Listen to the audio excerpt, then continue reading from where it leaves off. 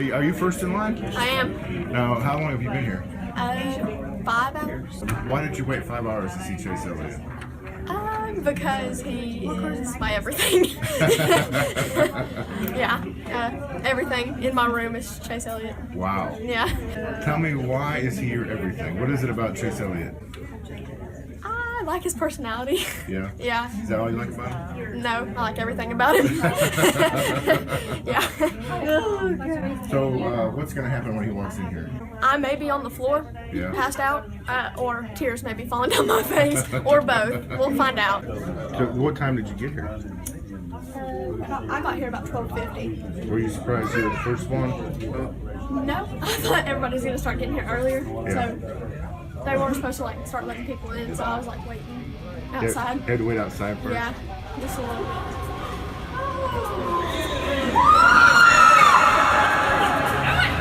How are ya? You doing all right?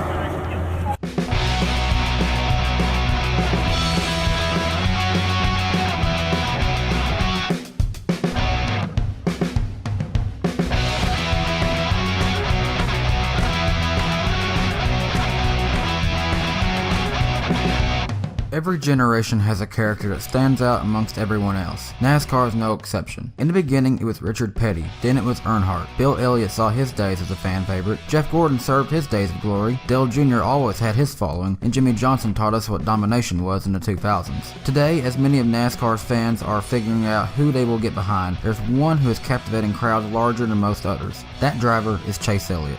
We all had the privilege to see Chase's dad win many races and a championship, and for a long time, Bill Elliott was NASCAR's most popular driver. And towards the close of Bill Elliott's career, we would see him transition as a racer and a father, oftentimes seeing young Chase Elliott along the side of his father. As Chase would get older, Bill Elliott knew he would need to allow Chase to start racing at a young age in order to gain an advantage over his competition, starting him in go-karts at a young age to begin his racing career. As early as 2007, Chase Elliott was already racing bandoleros across the southeast, finding success at a young age, leading up into racing legends cars in the years after.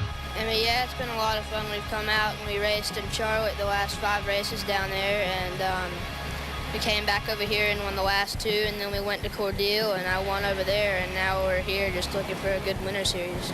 You already sound like a seasoned veteran driver when it comes to talking racing on the television. Tell me about the Winter Series coming up. You have to have a certain number of races under your belt. You told me to get a special provision to race legends when you become 12 years old. Is that something you're trying to shoot for to do? Yeah, we this year they were going to give me a waiver to move up to another Bandolero series, but we didn't want to do that. We just wanted to try to get all my races to go up to the legends when I'm 12. So hopefully it'll work out.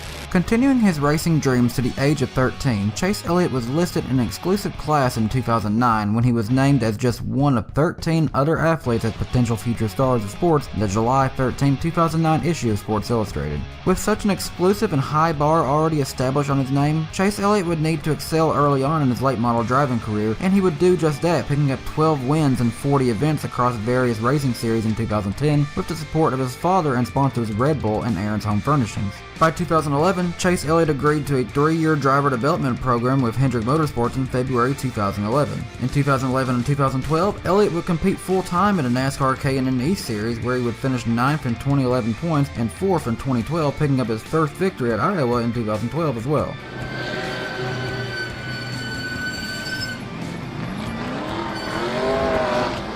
Man, they're wild. I mean, obviously, Brett had the dominant car tonight.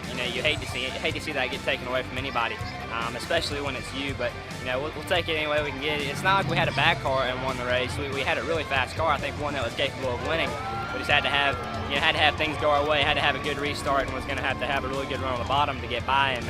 And fortunately, things kind of worked out. It didn't have to do that, but at the same time, still had to stay out front of that last green white checker. After signs of success in the ranks of the K&N Series, Chase Elliott would step into the 2013 season with a big opportunity in the higher ranks of his journey up the racing ladder. After competing in 6 ARCA races in 2012, Chase Elliott would jump onto Hendrick Motorsports' number 9 car for 5 more races in 2013 in order to prepare 18-year-old Chase Elliott for competition in bigger courses. Doing this, Elliott would become the youngest winner in ARCA history when he won at Pocono in June of 2013.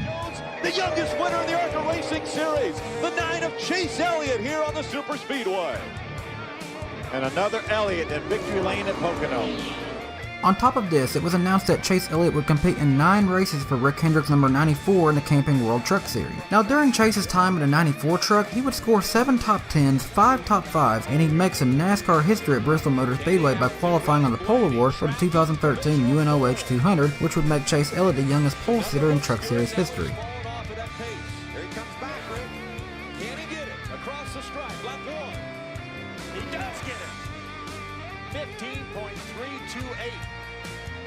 Top of the chart goes Chase Elliott. Chase Elliott, Ryan Blaney.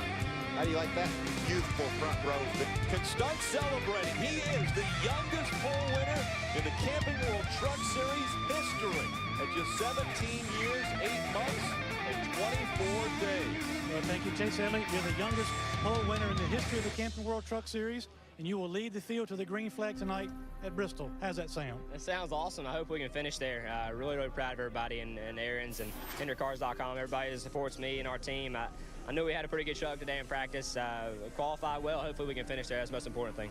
Fast forward to Chase's 6th career start in the Camping World Truck Series. It's a road course, Canadian Tire Motorsports Park. Ty Dillon finds himself where brother Austin Dillon left off as an elite of the Truck Series, driving number 3 Bass Pro Shop's Chevy Silverado. However, on this day, Ty Dillon faced a mirror full of Chase Elliott. Turn 4. Ty Dillon is at the furthest point away from the start-finish line right now. Can he hang on and stay in front of Chase Elliott? Up the long Andretti straight away they go. Chase has a run on him. Here comes Elliott looking to the inside, side by side for the lead. Elliott has the advantage, but they're door to door as they go up looking into turn number 8. Elliott can slide up. Or excuse me, Dillon still has the inside line. He stays in front of the 94. Chase Elliott right on his back bumper. Through turn number 9 they go. Ty Dillon with the advantage. Elliott right on his back bumper, looking to the inside at 10. They make contact. Elliott spins the 3 into the tires, and Chase Elliott trying to hang on. Across the stripe he'll go. Elliott wins in Canada. While Ty Dillon was fighting fuel mileage as his truck was running out of fuel, Chase Elliott was looking for the right time to make his move, and in a final turn, Chase had the inside, but Ty tried to take it. The end result was Ty Dillon spinning out and finishing 17th, while Chase Elliott would go to victory lane, and the two drivers' pit crews would have a heated argument after the race in Canada. Chase, congratulations. It's been an awesome year for you. You got your first ARCA Series win earlier this season and a big one today, but tell me about that last corner. Well, we only have so many shots to win these things, and I really hate to win them like that. I really do. That's not how I race, and it's never been how I've raced before, but I had a shot. I was up next to Ty. I knew he was going to try to chop me off, and I tried to make up the difference. Like I said, I don't like to win like that, but sometimes you got to do what you got to do. Try to get a victory lane, and just can't thank everybody enough. Aaron's, HendrickCars.com, everybody that supports me, mom and dad, God. It's everybody that's a part of my program, and just really looking forward to things to come. After 2013, Chase Elliott did not have a deal lined up, but after Napa had left Martin Truex Jr. and Michael Waltrip Racing, they were still looking to stay in NASCAR, and as Rick Hendrick wanted to keep young Chase Elliott in the Hendrick Motorsports program, a deal was put together for Chase Elliott to drive for Junior Motorsports in the number 9 car, which was his father's most famous number, and a number he carried for the majority of his career to that point, with Napa Auto Parts on board as the primary sponsor. Now, what was cool about the 2014 Nationwide Series in the beginning was the fact that Chase Elliott had the unique opportunity to race on track with his father for the first time on a NASCAR track during spring testing at Daytona. While Chase tested the number 9 Camaro, Bill Elliott tested the number 5 Camaro, sharing the draft with one another for the first time. Another fun fact about this season was the fact that Chase Elliott was still a high school student while competing full-time for Junior Motorsports in the early part of that year. I couldn't even get a job in high school, let alone be a professional race car driver. Now obviously I'm sure his school had to have been understanding on everything going on of him, and I'm sure he was fine. I even remember hearing that he actually had to miss his prom along with his school's graduation ceremony to race, but I'd say it was worth it. Fast forward to Texas 2014. In this 200-lap race, the number 9 team found themselves in the lead and would remain in the lead for 38 laps total, as Chase Elliott would indeed go on to win his first Xfinity Series race in 2014 at Texas. JRM with Napa Auto Parts on board. The car was the best on about a 25-30 lap run. That's about how many laps were left there at the end. It's a good run. A run here. Go. Wow. Oh, what a pass. Right around the top side. That momentum. That is a pass, my man. 2 liters at 9. Got behind Kevin, had to run behind him for a little while. We raced pretty hard. You know, I tried to take a different line than him. He kept taking my line away. I finally predicted what he was going to do one time and was able to get to the outside and get a good run down the straightaway. So it was cool to pass Kevin for the win. He's a guy that I looked up to and a guy that's given me a lot of advice this season, and definitely a guy that I'm going to continue to go to advice for. He's been a big help in these nationwide cars. He knows how to win races, and just cool to have his support. Now Chase had followed us up by winning the next week at Darlington as well, and then he would win again later in 2014 at Chicagoland. This would be Elliott's only 3 wins in 2014, but what was so crucial to his season in 2014 was his 16 top 5s and 26 top 10s that year that would guide him to locking up the 2014 Nationwide Series Championship by the time the fall race at Phoenix had arrived. What's going through your mind right now? Just honestly disbelief. I don't know what to think. I've never been a part of anything like this, and just to have the opportunity to work with a group of guys like we have had this year has been it's been a blessing for me to be here. And honestly, I don't know what to think. I really don't. I don't even know how to feel right now. I've never been a part of this, and I didn't know whether it was okay for me to do a burnout or not, but I went ahead and did it anyway. I was pretty pumped. So this is very, very cool, and I want to just really appreciate Regan the way he raced me all year, and just a super classy guy, and it's been a lot of fun racing this season. Dad was a champion. You're a champ now. Tell me what this means to the Elliott family.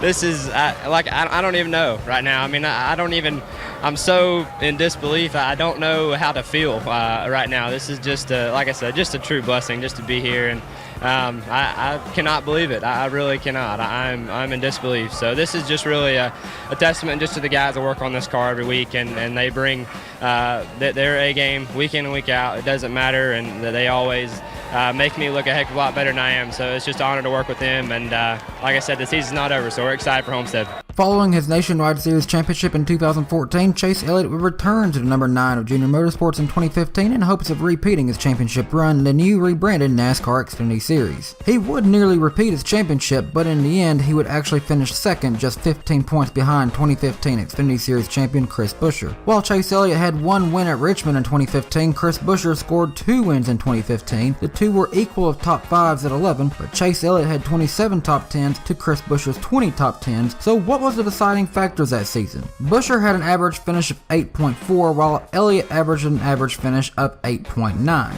On top of this, Elliott had 1 DNF in 2015, while Buescher did not, and out of 6,050 laps of Xfinity Series competition in 2015, Buescher completed 6,043 laps, while Elliott completed 6,006 laps. That's only a difference of 37 laps, but it was just enough to make a key deciding factor in the 2015 point standings. While Chase Elliott was finishing his full-time Xfinity Series career, he and Hendrick Motorsports were beginning the process of transforming Chase Elliott into a NASCAR Cup Series regular. Piece of trim there, but these cars literally are like bumper cars. I think we've had some pretty serious contact between the 55 and the 25. Here's your right front damage on the 25. What happened in turn 1 on the restart, Darrell, was just like an accordion. They all got spread out at the front, and at the back they all accordioned together. And back here in the garage area, they continue to work on the 25 of Chase Elliott. They just told me they're making a radiator change and the power steering is completely gone. That is what they're working on right now, trying to fix that to help the steering, hoping to get this young gun, 19-year-old Chase Elliott, back on the track. Under NASCAR's current rules, teams can field a 5th car for a maximum of 5 races, and Hendrick Motorsports utilized this rule with Chase Elliott driving number 25 car, sponsored by Napa Auto Parts, in 5 races in 2015. Martinsville, Richmond, Charlotte, Indianapolis, and Darlington. Nothing special happened in these races, and in some, he actually crashed. But it did offer a great learning experience for Chase Elliott, and that was all that was important. We are joined by Jeff Gordon, driver of the number 24 Exalta 3M Chevrolet for Hendrick Motorsports in the NASCAR Sprint Cup Series. Gordon, a 4-time Premier Series champion, has won 92 races and is 3rd on the all-time wins list. We're also joined by Rick Hendrick, owner of Hendrick Motorsports in the NASCAR Sprint Cup Series. Mr. Hendrick has a record 11 NASCAR Sprint Cup Series championships, including 4 with Jeff. And Jeff, we'll start with you. You had a big announcement this morning, and this will be your final full-time season and possibly your final Daytona 500 next month. Talk more about your decision. With Jeff Gordon set to retire from NASCAR following the 2015 season, it created an opportunity for Hendrick Motorsports to introduce Phase 1 in their future. With the support of Napa Auto Parts and other partners of Hendrick Motorsports, the famous number 24 would see new life in 2016. Partnering with crew chief Alan Gustafson, Chase Elliott would pilot the number 24 for his first 2 seasons of his career, and right off the bat, Elliott would make headlines by winning the pole award for the 2016 Daytona 500. Goes to the top, 45.84. Wow, that's the fastest lap yet. Good lap, buddy. We'll see. Oh my gosh. See where it shakes up. It was a nice pickup there. Nice pickup. I'd say that was nearly 84. So. That's Alan Gustafson talking to Chase, his crew chief. That was almost 0.2 of a second faster. Okay, I figured it out. Everybody else was doing it wrong. Chase Elliott is the youngest ever pole sitter for the Daytona 500. Your dad won the pole 4 times. Jeff Gordon won it twice in the 24. No pressure, right? Oh man, this is a very, very cool day. I don't know that this opportunity is sunk in yet, much less sitting on the pole for the Daytona 500. So this is very, very cool. You know, I think the big thing is just the team, and you know, Daytona 500 qualifying is about the team guys and the effort they put into these cars, and it's nothing special I did. It's really just what kind of work they did this offseason to make it happen. So Jeff knows all about that, and just want to give a big thanks to Napa Auto Parts and all of our partners at HMS on this 24 car. This is very, very special and a great way to start the season. As 2016 would progress, Chase Elliott would find himself scoring yet another pole award, this time at Talladega Superspeedway, and his rookie season would be a solid year as he'd find himself in contention to win some races, but in his rookie year, none was more close as Michigan 2016, where he finished second both times that season, but none was more close than the second Michigan race of 2016. He got into the back of the 24 and got him almost ripped. Kyle Larson out in front. Brad Keselowski running second. Chase Elliott has fallen to third. 9 to go in clean air. Kyle Larson just needs to hope for a caution run. 9 clean laps. He doesn't want a caution. Yeah, I'm sorry. But there is not a caution. Kyle Larson out in front. He's got a good gap. White flag in the air. 1 lap to go. Sponsored by Credit One Bank. One more time around, as you mentioned. What a shakeup it will be in the Chase standings. If Kyle Larson can get a win and fight for the championship at season's end. The gap staying the same, about 1.5 seconds. Down the backstretch for the final time, Kyle Larson. From the age of 5, Kyle Larson has only wanted to be a race car driver. And now, as he comes to the checkered flag, Kyle Larson's going to win in the Sprint Cup Series. While Kyle Larson would finally establish himself as a Cup Series winner, this would be the true beginning of people knowing Chase Elliott could win races, but it would lead to a longer journey of wondering when he would find victory lane. See the race off of pit road now as we see the 24 and the 4 accelerate. They'll have to blend when they come off of turn 2, and it looks like the 24 is going to have the advantage. Chase Elliott looking for his 3rd stage win this season. Chase Elliott's going to win stage 2. Once again shown his dominance on 1.5 miles. Mark Truex Jr. is going to win the first race of the playoffs. Congratulations, Mark.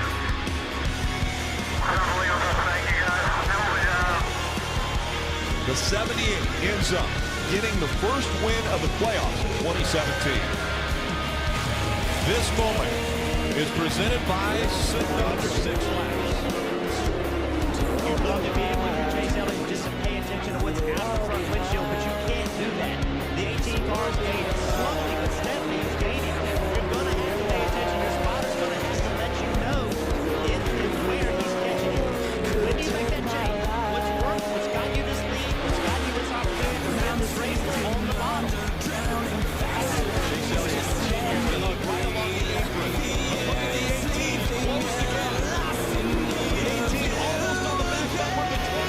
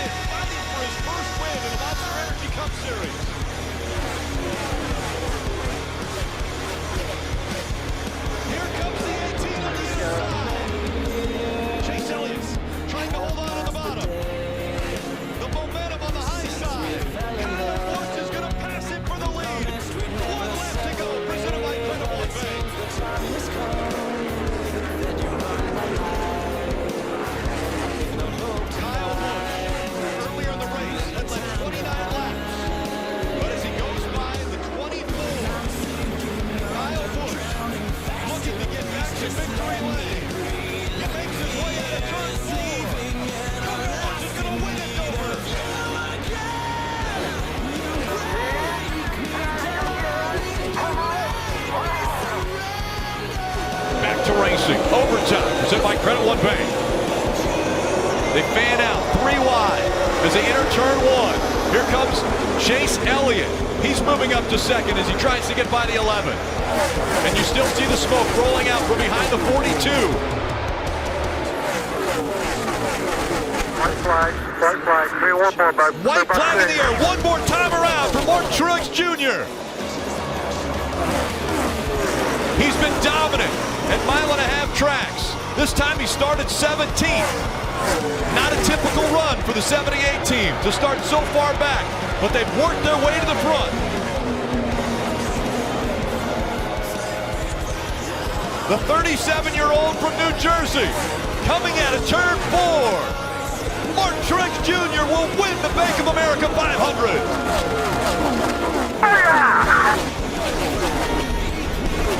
Big Rick over here on the front. Big Rick on the front.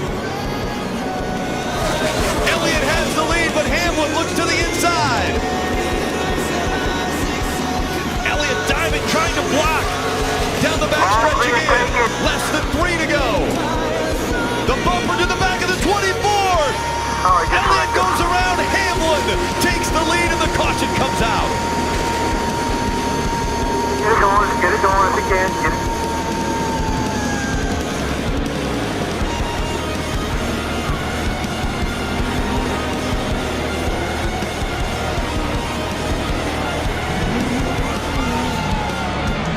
Denny Hamlin all the way down, cutting the corner, trying to get by the 2. He does. He clears the 24, of Chase Elliott. Now Chase Elliott puts the bumper to the back of the 11.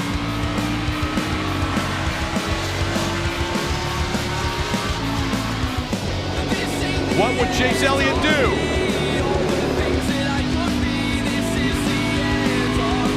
Both getting in the gas about the same time.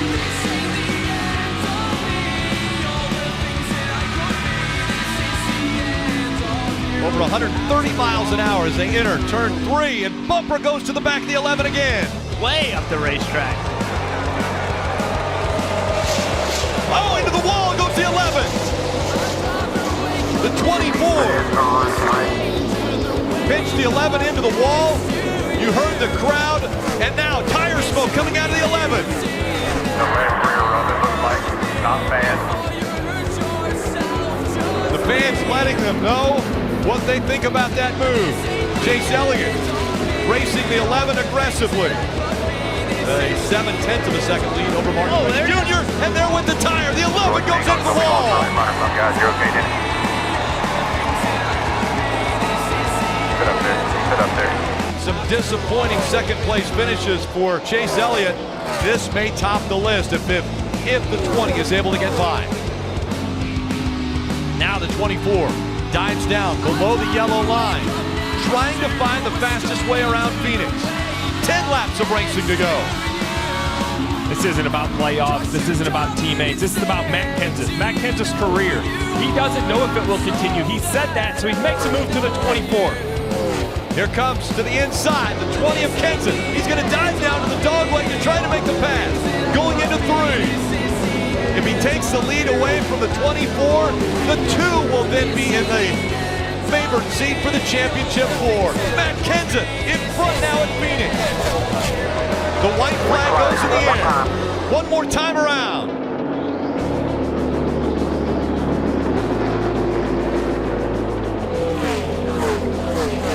Matt Kenseth eliminated from the playoffs on a technicality. Had too many men over the wall when they were trying to fix the car. Now, trying to get that win in 2017. The 45-year-old comes out of turn number 4. Kenseth's gonna win in Phoenix.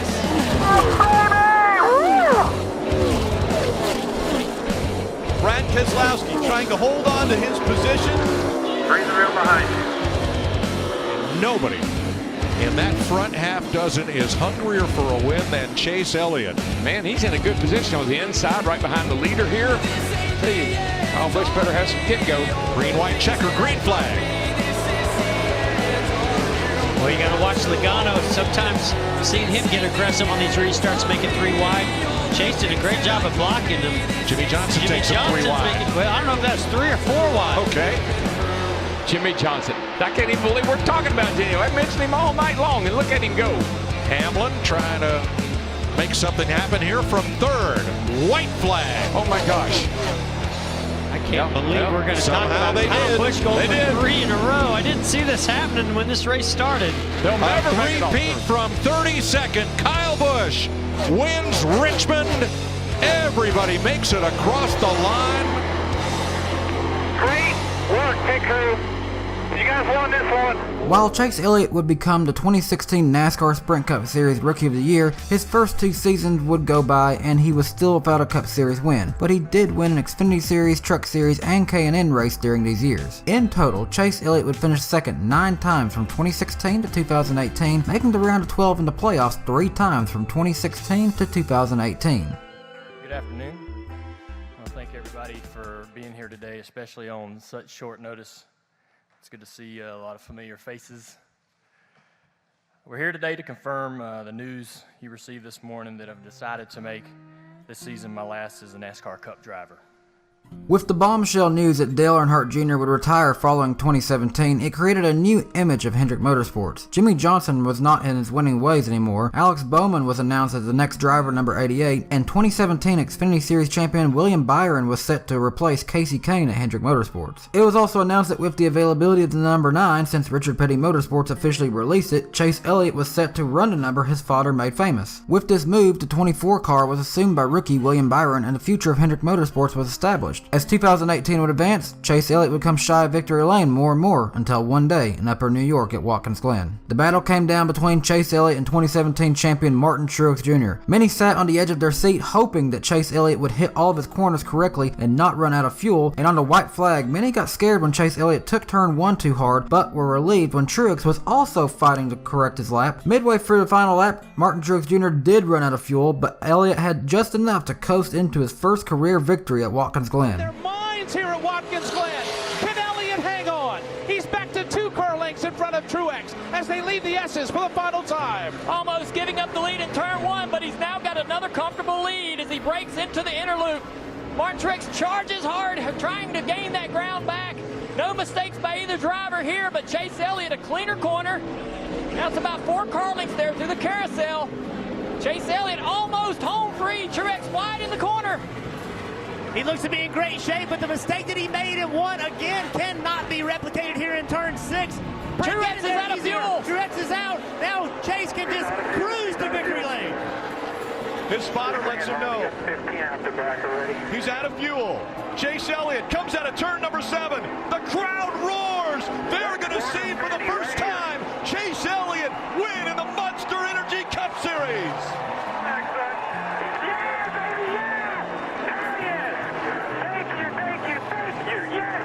Chase Elliott would later back this up with 2 more victories in the playoffs, 1 at Kansas and 1 at Dover.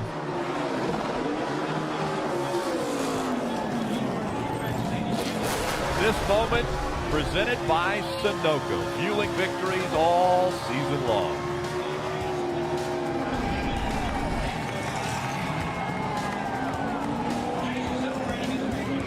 It looked as though Elliott had all the momentum he needed going into the round of 8 in 2018, but unfortunately, the win of Joey Logano at Martinsville and the points advantage and wins of Martin Truex Jr., Kevin Harvick, and Kyle Busch would keep Chase Elliott out of the 2018 Championship 4 at Miami. It took Elliott 3 years to finally create a winning season, and so far in 2019, he's continuing to back this up, getting 3 more victories, 1 at Talladega, the 2nd at the site of his first win, Watkins Glen, just 1 year later, and the 3rd, just very recently, at the Charlotte Roval. It's been fun getting to watch the rise of this future star of NASCAR, but the beauty of it is that it's only just the beginning of much, much more.